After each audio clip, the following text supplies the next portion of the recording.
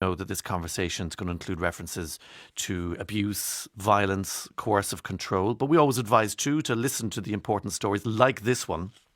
Ciara Dempsey, she was just 14 years old when she was groomed by a man who was almost 3 times her age. And what followed was years of injury and fear. And now she is speaking publicly for the first time about what happened to her, about why she knows it is still happening to others, and what needs to change. Ciara Dempsey, you're very welcome. Thank you. Really appreciate you taking the time to come into us. When you were 14, you're growing up and going to school in Lisburn in County Antrim, that's right? Yes. What kind of kid were you at 14? I'd say I was just normal. Yeah, I got up to mischief, but I was okay, you know. Were you outgoing? What kind of things were interested you? Were you into music, sport? Yeah, I played piano. Oh, yeah. Done piano lessons. I was outgoing. We were always out and about. Yeah. Just a normal childhood. And life at home was stable? Yeah. Family, everyone got along very well? All fine, yeah. Did you have a confidence about you? Not as much as others, but I wasn't as shy. I think I was just average, yeah. Yeah. What do you remember about first meeting your abuser? It was actually to support another friend who was meeting up with her boyfriend. Yeah. He was of age. He was okay. And he was brought down in the car then by yeah. So kind of a circle of trust, friends of friends. Yeah, pretty much. And what age did he tell you he was at the time? I think it was 22, yeah. I think, yeah, 22, which still to a 14-year-old is crazy. Seems really old. Yeah. Yeah, it's crazy. And also importantly, because he was totally bald, he had a me, story. Yeah, he told me he had cancer and he was going through chemo. And that's why he was bald. You felt sorry for him. Yeah, and he had a hard life. Yeah, so. At that stage, you know, a relationship begins. You're a child, but you probably don't think you're a child. No, you know everything at 14. Of course. Did it feel like a real grown-up relationship that you were having? Yeah, we were going out about. We were going out to restaurants. He was buying me things. He was picking me up from school. He had met my friends. Yeah, there was nothing to say otherwise. And this is the love bombing stage. We know in other situations like this, it's the love bombing, isn't it? Yeah. You're the most important person in the world. You feel good about it. Yeah. What age was he really? Oh my gosh. He was almost 40, maybe 38, but almost 40 anyway. And you were 14. Yeah. What was the love bombing kind of like for a kid of your age? Well, you felt he was picking me up in fancy cars. He, as a child, you wouldn't get that, you know. Yeah. Like your other friends would have boyfriends, and well, they couldn't do that. Mm-hmm. He was always buying me, like he bought me a necklace. He had bought me clothes, whereas other people that age, like I was 14, we couldn't afford to do that, you know. Yeah. So it made you feel good. Yeah. It's grooming. Yeah. Essentially. It is. Control then is very gradual, isn't it? It is. Do you know, what are the early kind of signs that suddenly he's starting to take over your life? I don't think you notice them whenever they're actually happening. I don't think you could pinpoint that was it. That it was that day. I know I can't. I don't think a lot of people could. Mm-hmm. It just starts so small. It was with me. He would have started picking up my mummy and daddy. You know, saying things. It was just silly things, like if I was in trouble or whatever. Then he'd talk about your friends, and he would just start to isolate you. Yeah. Very slowly. Make you feel like everyone else was in the wrong. You were right, he was right, and that was that. So, yeah. And when he becomes your universe, you believe everything he's saying, don't you? So you are slowly, gradually separated from family and friends. Yeah. What were your parents thinking at this stage? They hated him. Absolutely hated him. They tried to contact police and everything, and the police refused to tell them anything. Refused. There was no laws, like we have Clare's Law and stuff now, where you can phone up and find out if your partner's been abusive to other people, or right. None of that was there. So this obviously turns The family, you become more and more separate. You move out, do you? And this is I moved out whenever I was 15. First of all, I'd left school. There was just a lot. I was always falling out with my friends in school because they would be saying something about him, and we would always be fighting, and you just felt like you had to always back him up. I see. Always had to. And so then I moved out because the tensions were really high. I moved into his house whenever I was 15 and I was pregnant. And this is you now fully in the trap, isn't it? Yeah. You're pregnant at 15. I mean, the lies and the manipulation really crank up an extra notch when you're now suddenly entirely under his control. Mm-hmm. This was the gateway to very serious violence. Yes. Whenever I fell pregnant, whenever it really started. It's when you're pregnant. Whenever the violence kicked in. Before that, it was more mentally. Right, which was bad enough, wasn't it? I think the mental can be worse than the violence sometimes. And when you know you're in the trap and suddenly you're being lied to constantly, that's a very lonely place. Mm-hmm. Definitely, yeah. You have injuries. It becomes usual in your life to be attacked by him. It's almost every day. Yeah. He broke 3 of my ribs, and I had tried to put on makeup one day because I had done beauty therapy, and he grabbed me by the throat and strangled me because I had makeup on.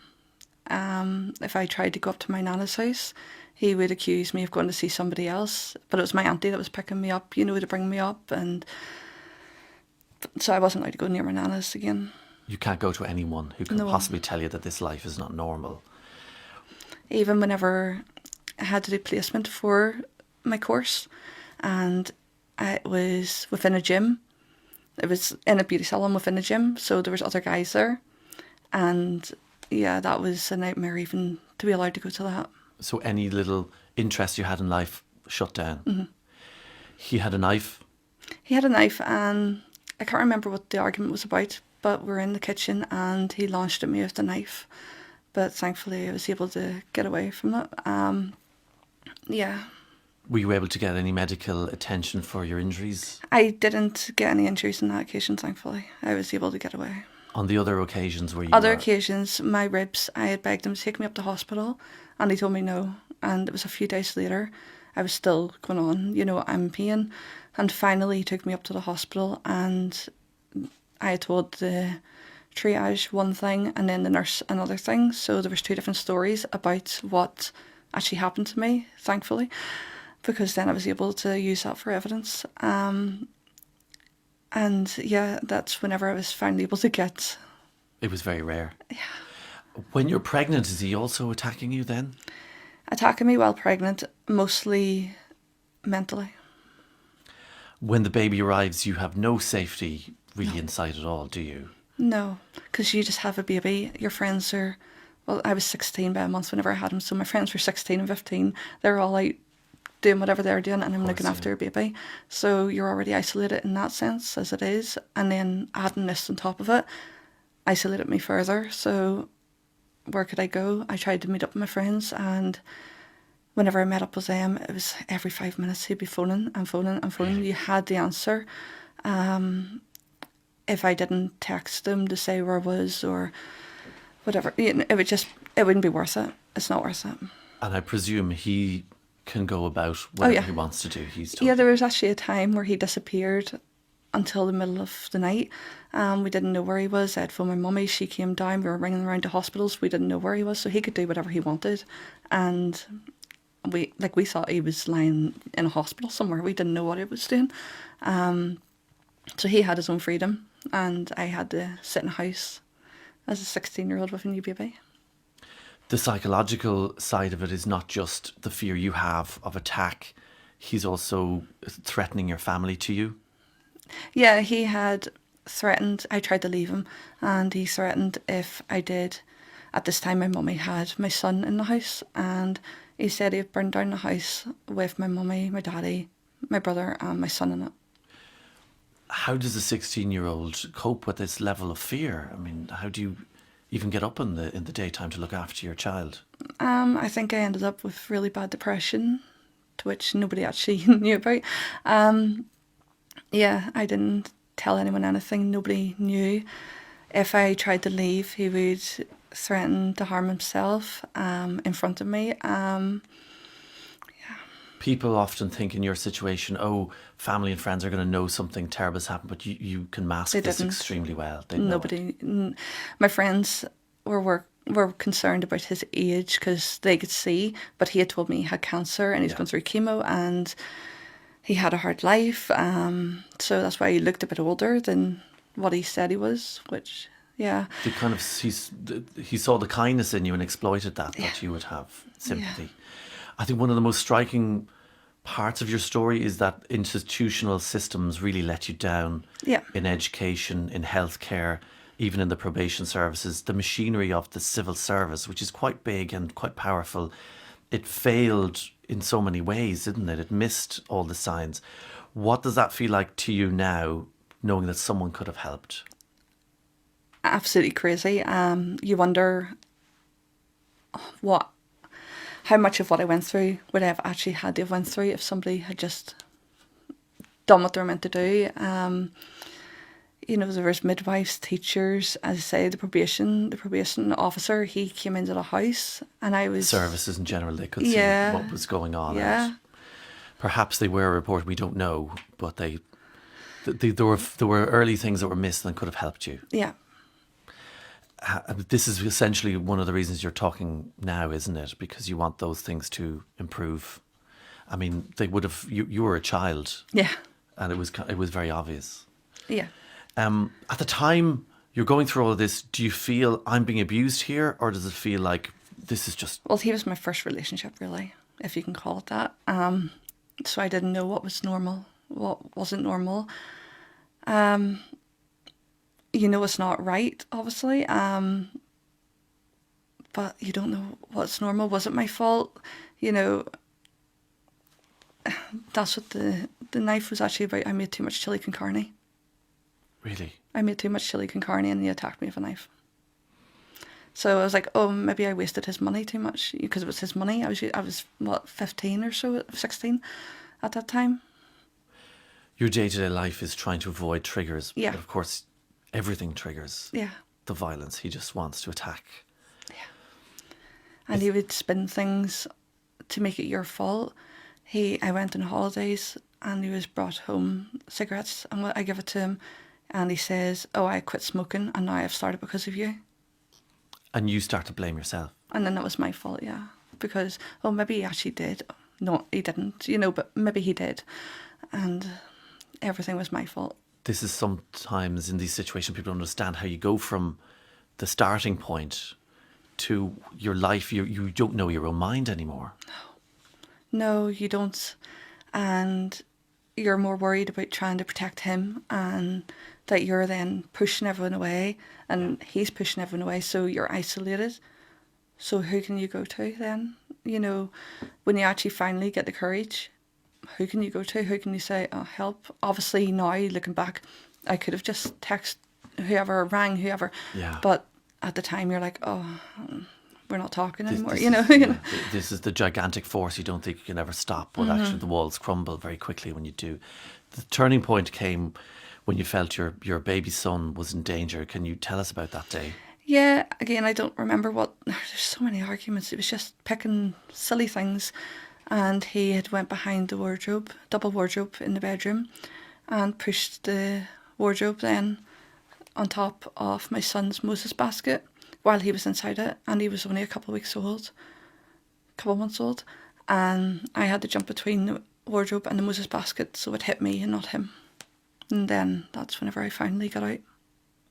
He could have killed the child. He could have killed my child. You phoned the PSNI. How did you get the courage? How did you build the courage to do that? I had to actually leave it. I left it about an hour or so. Everything was fine, normal, went on normal.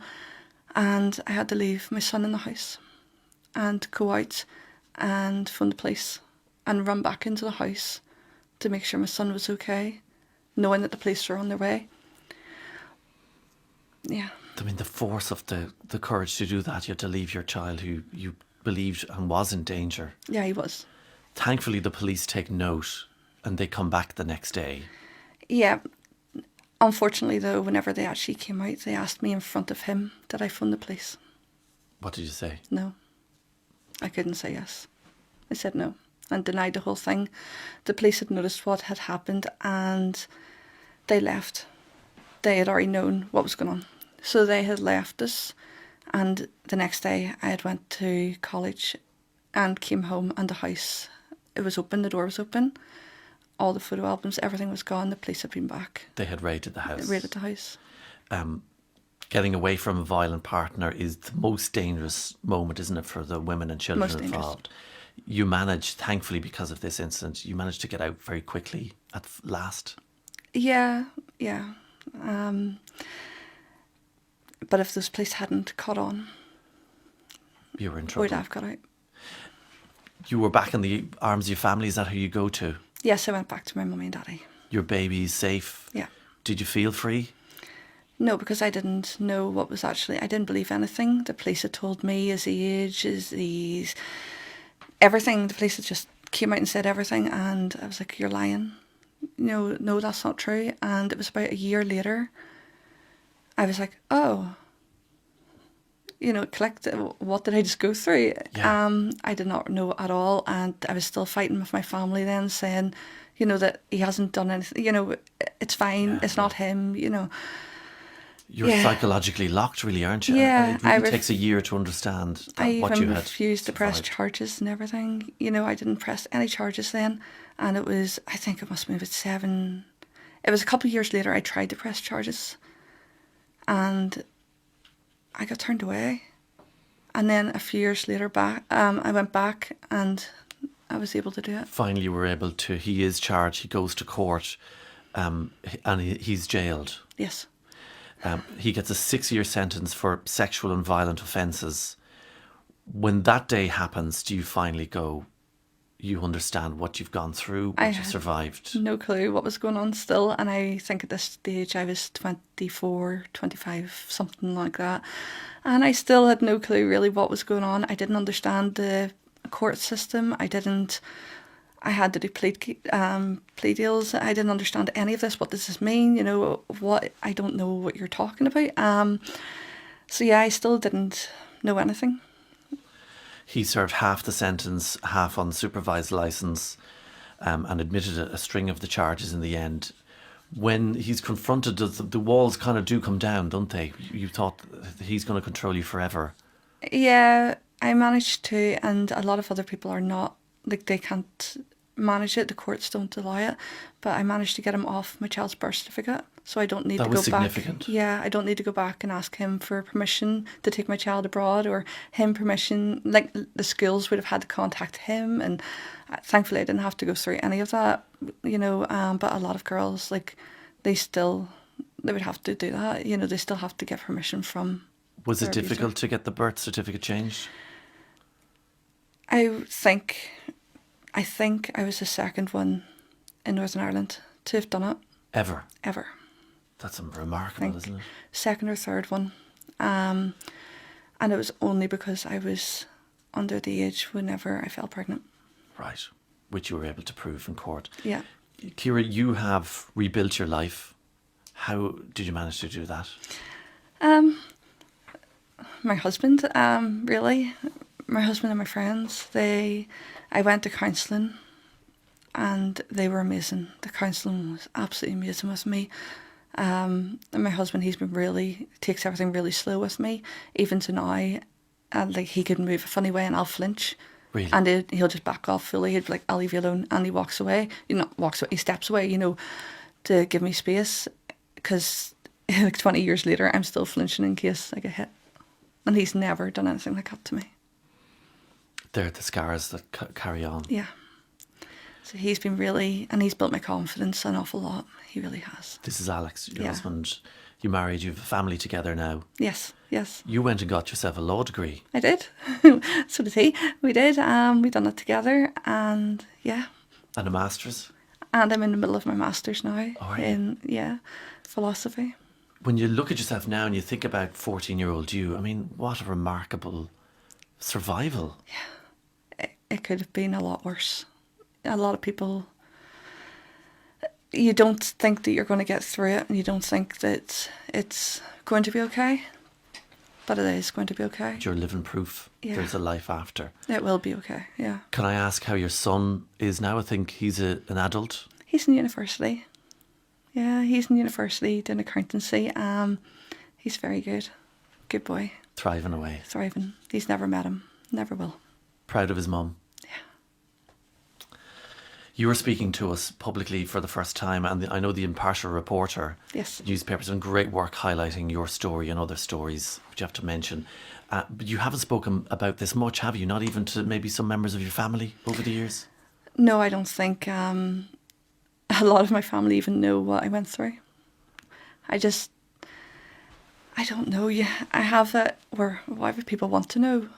Why would you they? still have I that? still have that. Like, even coming here and talking, well, why would anyone want to know this? It's crazy. You still have that in your head. It's incredibly important, as we know, because every time we meet in media victims of domestic violence and other violence, talking about it really helps everybody else. Yeah. And talking, because you have the expertise of a law degree, you're involved in politics, you want to campaign and let the world sit up, understand what people have gone through and how they can be helped through the justice system, essentially. Oh, definitely. I feel like a lot of, I don't want to say victims, but a lot of people who go through it are let down massively from the justice system. Even the silly thing, like, it's not silly at all. He strangled me and didn't get done for any sort of like attempted murder or attempted manslaughter, anything. Of course, when there's a justice system, What else they is can bring he? whatever charges they feel have the evidence. And in Yeah. fairness, you have gone through that Yeah. justice system. Whatever your view is, do you know what I mean? Yeah. That there is going to be a public prosecutor will have a different view, Definitely. and I don't want to diminish yeah. your experience in that way.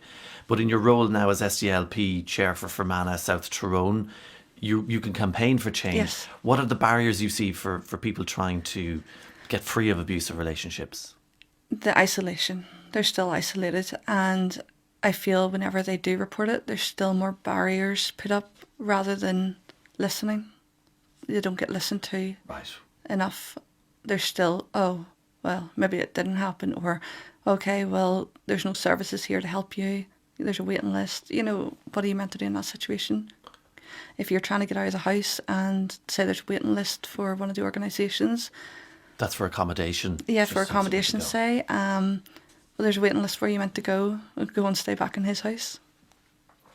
What are you meant to do? Where else can you go?